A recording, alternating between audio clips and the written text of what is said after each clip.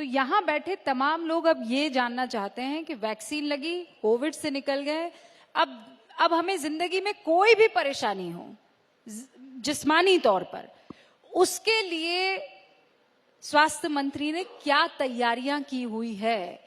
क्या हम आज उस लेवल पर, उस जगह खड़े हैं कि कुछ दिक्कत आ जाए तो बेझिझक इलाज करवा दे और कोई परेशानी नहीं होगी? ये बहुत अच्छा क्वेश्चन है। हर घटना से प्रेरणा लेके हमें कुछ न कुछ सीखना चाहिए। हमने इतना कर दिया, हम सैचुरेट नहीं हो गए हैं। हमने कोविड क्राइसिस ने बहुत कुछ सिखाया। हमारी गलतियों को भी हमारे सामने आई, हमें और क्या करने की आवश्यकता है वो भी हमें पता चला। और कोविड क्राइसिस से सीख के हमें भविष्य में ऐसा कोई पेंडेमिक आए तो ऐसे पेंडेमिक का सामना हम कर सके, उसके लिए हमें क्या करना चाहिए। तो मोदी जी ने 64,000 करोड़ रुपए का, 64,000 करोड़ यानी कि एक डिस्ट्रिक्ट में एवरेज 100 करोड़ रुपया का खर्च करके हेल्थ इंफ्रास्ट्रक्चर को मजबूत करने के लिए Ayushman Bharat health infrastructure mission को लॉन्च किया।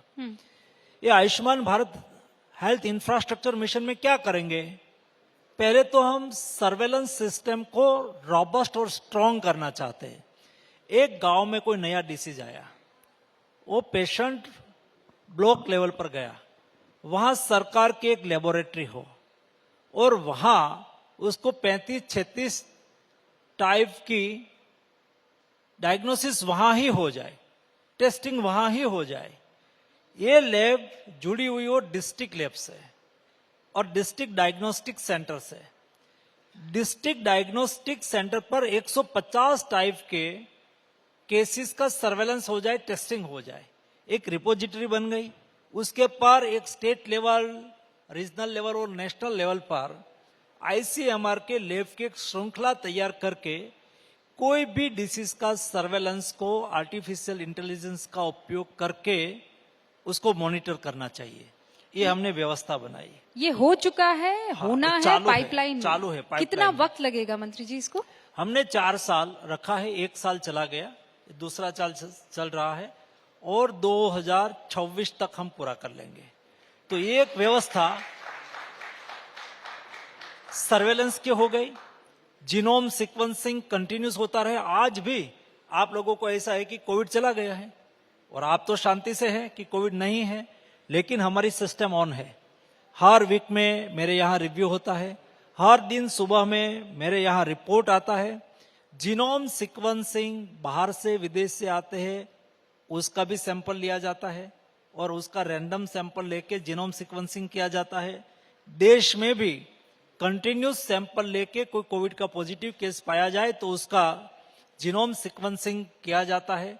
आज तक देश में 226 से अधिक कोविड के नए वेरिएंट, अलग अलग वेरिएंट पाए गए। हम उसको मॉनिटर करते हैं, वेरिएंट को आइसोलेट करके उसके पर वैक्सीन की क्या इफेक्ट है उसकी स्टडी करते हैं। और ज्यादातर, वैसे कहूं तो 226 में से सभी वैक्सीन पर हमारी कोवैक्सीन भारी है। सभी पर इफेक्ट करने वाली वैक्सीन आज कोई है तो ये वैक्सीन है हमारी कोवैक्सीन।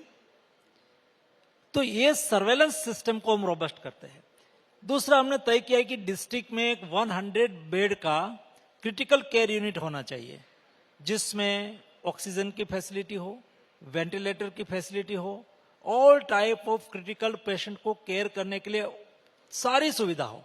हर डिस्ट्रिक्ट में एक ऐसा क्रिटिकल केयर यूनिट बनाना है, उसका बनने का काम चालू है। और कई जगह टाइम लिमिट क्या है सर जी? उसका क्या टाइम लिमिट है? हाँ, वो भी काम चल रहा है। सब भी काम 2026 के पहले पूरा करना है। तो आज मैं हर दिन कोई न कोई क्रिटिकल केयर यूनिट का शिलान्यास करता हो, कोई न कोई लैब का शिलान्यास करता हो। काम एकदम गति से चल रहा है। मोदी गवर्नमेंट की यही विशेषता है, टाइमलाइन को मेंटेन करना, टाइमलाइन को फॉलो करना। और शिलान्यास हमने किया है तो लोकार्पण भी हम ही करते हैं। ये हमारी सरकार का वर्क कल्चर है। दूसरा, हमने G20 में हमारे 3 प्रायोरिटी रखी। एक मेडिकल काउंटर मेजर, यानी कि देश के सभी, not only for country but entire world, दुनिया के सभी देश को वैक्सीन, मेडिसिन और हेल्थ केयर सभी को मिलनी चाहिए, और उसमें कंट्री कंट्री का भेदभाव नहीं होना चाहिए। मतलब वो वन वर्ल्ड वन हेल्थ सभी को मिलनी चाहिए। ये प्रायोरिटी को सभी कंट्री ने एक्सेप्ट किया। हमने कहा कि डिजिटल हेल्थ के ऊपर जोर देना चाहिए, और डिजिटल टेक्नोलॉजी का उपयोग करके हम देश के नागरिक की, दुनिया के नागरिक की हेल्थ को कैसे सिक्योर करें। WHO ने भी माना, G20 देश ने भी उसका स्वीकार किया, और WHO में डिजिटल हेल्थ के लिए एक सेपरेट विभाग चालू किया गया, इंडिया के कहने से, इंडिया की प्रेरणा से।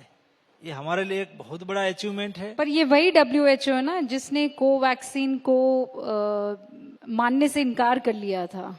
ये होता रहता है, हम हमारा प्रयास जारी रखते हैं, हमने हमारा काम पर भरोसा है, विवाद में कोई रुचि नहीं है, और इसलिए हमने हमारी वैक्सीन पर भरोसा है। देश को बचा लिया ना, दुनिया को बचा लिया ना। 100 कंट्री में इंडिया ने वैक्सीन मैत्री के तहत वैक्सीन पहुंचाई, दुनिया को सिक्योर किया। मैंने आपको ये भी कहा कि हेल्थ हमारे लिए सेवा है, हेल्थ हमारे लिए कॉमर्स नहीं है। जब दुनिया के पास मेडिसिन नहीं थी, और उस वक्त हाइड्रोक्सीक्लोरोक्विन, एजिथ्रोमाइसिन जैसी मेडिसिन की दुनिया में बहुत क्राइसिस हो गई थी, और उस वक्त हर दिन कंट्री हेड प्रधानमंत्री जी को कॉल करते थे, हेल्थ मिनिस्टर मुझे कॉल करते थे, हमें मेडिसिन चाहिए। देश में लॉकडाउन था, दुनिया में लॉकडाउन था। उस वक्त देश में डेली 5 से 6 प्लेन लैंड होते थे केवल मेडिसिन लेने के लिए, और उस वक्त 150 से अधिक कंट्री को हमने 150 से अधिक कंट्री को हमने मेडिसिन उपलब्ध कराई। 64 कंट्री ने, कंट्री हेड ने, किसी ने कॉल किया, किसी ने ट्वीट किया, और congratulate India, congratulate Modi ji कहा। हमारे ब्राजील के प्रेसिडेंट ने तो उस वक्त बोल दिया कि इंडिया में हनुमान जी संजीवनी लेके लक्ष्मण जी को बचाने के लिए रामेश्वर गए थे, वैसे मैंने प्लेन भेजा है, वो प्लेन में मेरे देश के नागरिक को बचाने के लिए संजीवनी के रूप में हाइड्रोक्सीक्लोरोक्विन लेके मेरा प्लेन आया है। ऐसा करके मोदी जी को उन्होंने धन्यवाद किया था। सर लेकिन अब मैं आज की तारीख में आऊं, और ये जो संजीवनी जिसका आप जिक्र कर रहे हैं, ये महंगी बड़ी हो गई है। ये ही सवाल अब है। इस संजीवनी को मतलब एक दिन में आदमी अगर खरीदने जाए, वो ये मेरे पिताजी बैठे हुए हैं, इनका बस चले तो ये दवाई के 4 टुकड़े करके खाएं। पुराने लोग हैं, इनको लगता है बड़ी महंगी है दवाइयां। उसमें ऐसा था, उस वक्त जब क्राइसिस थी तो देश की कंपनी, जो हम हेल्थ को कॉमर्स मानते हैं ना, तो प्राइस बढ़ा देते।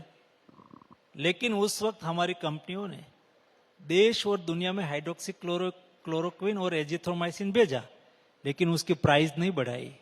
उस वक्त उन्होंने हमारा बेसिक संस्कार है, संस्कार के आधार पर, विरासत के आधार पर काम किया कि भाई एक दुनिया क्राइसिस में है, हमें प्राइस नहीं बढ़ानी चाहिए। उसका फायदा पोस्ट कोविड आज हमें हो रहा है।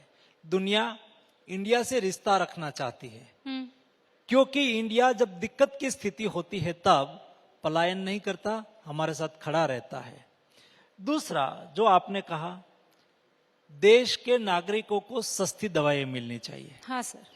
और दवाई के बिना किसी के यहां मृत्यु की नौबत नहीं आनी चाहिए, ऐसा प्रधानमंत्री जी ने मुझे डायरेक्शन दिया था एज ए फार्मा मिनिस्टर। और ये डायरेक्शन से जन औषधि परियोजना निकली। आपने देखा होगा कि देश में 10,000 से अधिक जन औषधि केंद्र चल रहे हैं। एकदम क्वालिटी, जेनरिक, सस्ती दवा उपलब्ध हो रही है। कैंसर की मेडिसिन लेने के लिए मार्केट में आप जाओ, 10 टैबलेट की एक ट्रिप का 1,000 रुपया होगा। आप जन औषधि केंद्र पर जाएंगे तो ये ही क्वालिटी वाली जेनरिक कैंसर की मेडिसिन 200 रुपये में मिलेगी।